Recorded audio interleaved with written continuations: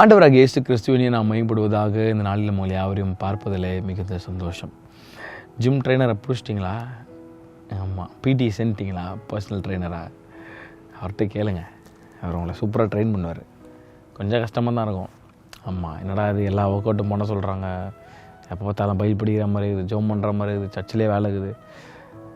ஒரு 6 மாதத்தில் ஒரு ஜிம் பாய் போகிறவங்க போகும்போது நல்லா சொதன்னு தொப்பெல்லாம் வச்சுன மாதிரி ஷேப்லெஸ்ஸாக போவாங்க.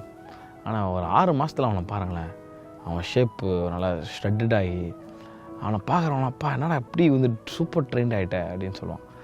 அப்போது அந்த ஹார்ட் ஒர்க் எல்லாம் ஈஸியாக கிடைக்காது sir. You should put your hard work. Spirit is always powerful. Flesh is weak தான். இப்போ அதிகமாக ஸ்பிரிட்டுக்கு ஃபீட் பண்ணுங்கள். நல்லா சாப்பாடு கொடுங்க, நல்லா ஹெல்த்தியான சாப்பாடெலாம் போடுங்க, வசதியான சாப்பாடு போட்டிங்கன்னா ஸ்பிரிட் சூப்பராக ஹெல்த்தி ஆயிரும்.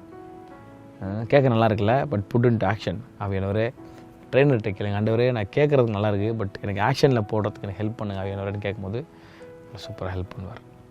ரொம்ப முக்கியமான ஒரு காரியத்தை ஏசப்பா சொல்லிக் கொடுக்க விரும்புகிறார்.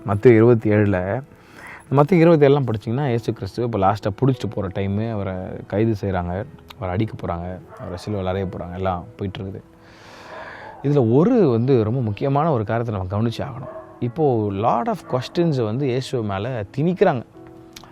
இந்த சதுசேயர், பரிசேயர், இந்த சீஃப் ப்ரீஸ்ட் எல்லாம் என்ன பண்ணுறாங்க, இயேசு கிறிஸ்து மேலே இல்லாத பொல்லாத கொஸ்டின்ஸ் எல்லாம் த்ரோ பண்ணிட்டே இருக்கிறாங்க. கல் சொல்லப்போனால் அன்றைக்காச்சும் இந்த விபச்சார ஸ்திரீயை பிடிச்சிட்டு கல்லால் சாவச்சலான்னாங்க. இப்போ ஜீசஸை நிற்க வச்சுட்டு ஃபுல்லாக கல் தான் இல்லை, கையில் சொல்லு தான் இருக்குது. இப்போ ஃபுல்லாக சொல்லு பறகுது, இங்கே அங்கேருந்து பறந்துகிட்டே இருக்குது. லாட் ஆஃப் கொஸ்டின்ஸ் ஜீசஸ்க்கு நேரம். எல்லா தகுதியும் அவருக்கு இருந்தது ஆன்சர் பண்ணுறதுக்கு. ஆக்சுவலி அவர் தப்பே பண்ணலங்க. அவர் அற்புதம் செய்து ஒரு வார்த்தை சொல்லியிருந்தான். ஒரு வார்த்தை சொல்கிறாரு, லைட் கிரியேட் ஆகுது, உலகமே மொத்த உலகம் கிரியேட் ஆகுது. அங்கே ஒரு வார்த்தை சொல்லியிருந்தாருன்னா மொத்த பேரும் காலியாக இருப்போம், இல்லை காரியம் மாறுதலாக முடிஞ்சிருக்கும். ஆனால் பாருங்கள், ஹவ் ஹம்பிள் ஹி வாஸ். நமக்காக பலி ஆகணும்னு சொல்லி நம்முடைய பாவங்களை ஏற்றுக்கொண்டு, நம்முடைய சாபங்களை ஏற்றுக்கொண்டு, அவர் மேலே அவ்வளோ பொய் குற்றங்களை வைக்கிறாங்க. I want to show you this verse 27:14.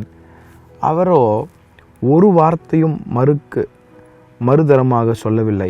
அதனால் தேசாதிபதி மிகவும் ஆச்சரியப்பட்டார். அவரோ ஒரு வார்த்தையும் அதற்கு ஈடாக சொல்லவில்லை. மறு வார்த்தை ஒன்று கூட பேசலையாம்.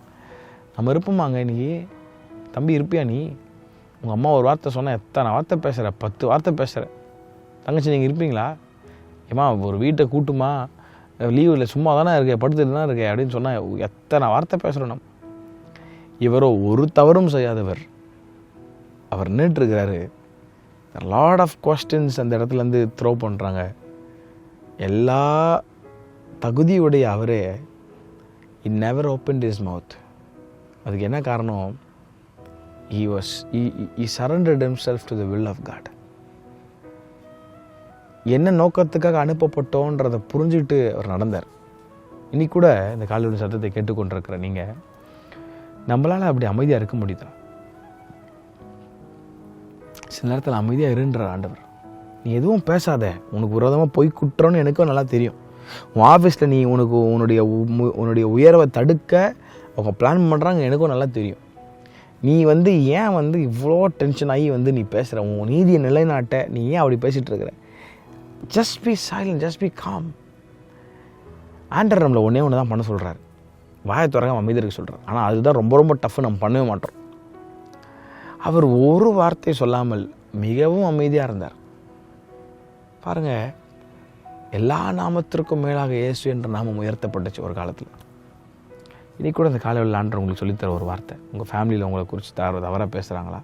உங்கள் ஆஃபீஸில் உங்களை குறித்து தவறாக பேசுகிறாங்களா? ஸ்கூலில் உங்களை குறித்து பொய்யா உங்களை பிடிச்சி தூற்றி திரிகிறாங்களா? ஆண்டவர் ஒன்று பண்ண சொல்கிறாரு, நீ எதையும் பண்ணிடாதப்பா. உன் நீதியை நிலைநாட்டுறதுக்கு, உண்மையை நிலைநாட்டுறதுக்கு எதாவது நீ பண்ணி அது வேணாம். அந்த யுத்தம் என்னுடையது, என்கிட்ட விட்டு நான் பார்த்துக்கிறேன். ஆனால் இந்த குறிப்பிட்ட காலகட்டத்தில் I don't want you to open your mouth. Just keep praying. Just keep praying and wait for God to do a miracle. அமைதியாக இருந்து பாருங்களேன், ஆண்டவர் உங்கள் வாழ்க்கையில் பெரிய காரியங்களை செய்வார். யாரெல்லாம் உங்களுக்கு விரோதமாக பேசினாங்களோ, நான் சொல்கிறேன், யாரெல்லாம் உங்களை நிந்தித்தாங்களோ, உங்களுக்கு பின்னாடி maybe you don't know the conversation that is happening about you. அவங்க எல்லாரையும் கர்த்தர் கொண்டு வந்து உங்கள் பட்சத்தை வைப்பார். நாங்கள் இந்த மாதிரி பேசிட்டோம், சாரிங்க, நீங்கள் ஆண்டருக்கு எவ்வளோ பயந்தோம், உங்களை குறித்து நாங்கள் இப்படிலாம் பேசிட்டோம். ஆண்டர் அதை சொல்ல வைப்பார். அப்படிப்பட்ட காரியத்தை கர்த்தரே பண்ணுவார் when you are silent. இந்த கால வேளையில் ஆண்டவரே என்னை அர்ப்பணிக்கிறேன், என்னை ஒரு விஷயம் கூட அர்ப்பணிக்கிறேன். It is God's fight. கர்த்தர் உங்களுக்கு யுத்தம் பண்ணுவார், நீங்கள் சும்மா இருப்பீர்கள். நீங்கள் எத்தனை பேர் அர்ப்பணிக்க விரும்புறீங்க ஆண்டவர்கிட்ட? இருக்கிற இடத்துல if it's possible you can raise your hands and tell that God I want you to intervene in my life. நீங்கள் குறிக்கிடணும், ஆண்டவரே என்னை அர்ப்பணிக்கிற ஆண்டவரேன்னு சொல்லி இருக்கிற இடங்களில் கண்களை மூடி, ஆண்டவரே இந்த காலவெளியில் அவரோட இருதயம் முடைக்கப்பட்டு, ஆண்டவரே பொய் எனக்கு வரதும் பல விதமான பொய் சாட்சிகள் சொல்லி கொண்டிருக்க, நீதி நிலைநாட்டணும்னு நான் பண்ணுற காரியங்களில் எனக்கு ஜெயம் கிடைக்காம போகுது. ஆண்டவர் சொல்கிறேன், நீ அமைதியாக இரு, நான் பார்த்துக்கிறேன். நீங்கள் அனைவரோடு நீங்கள் பேசி கொண்டிருக்கிறதுக்காக ஸ்தோத்திரம். நீங்கள் யுத்தம் பண்ணுகிறதுக்காக நன்றி அப்பா. நீதியை வெளிச்சத்தை போலவும் நியாயத்தை பட்டப்பகலை போலவும் கொண்டு வருவேன்னு சொன்னீங்களே, உங்களுடைய பிள்ளைகளுக்கு நீங்கள் செய்ததற்காக ஸ்தோத்திரம். கர்த்தர் உங்களை அவர் ஆசீர்வதிப்பாராக. ஆமென். Leave it to God's hand and you will see the hand of God working for you. கர்த்தர் உங்களை அவர் ஆசீர்வதிப்பாராக. ஆமென்.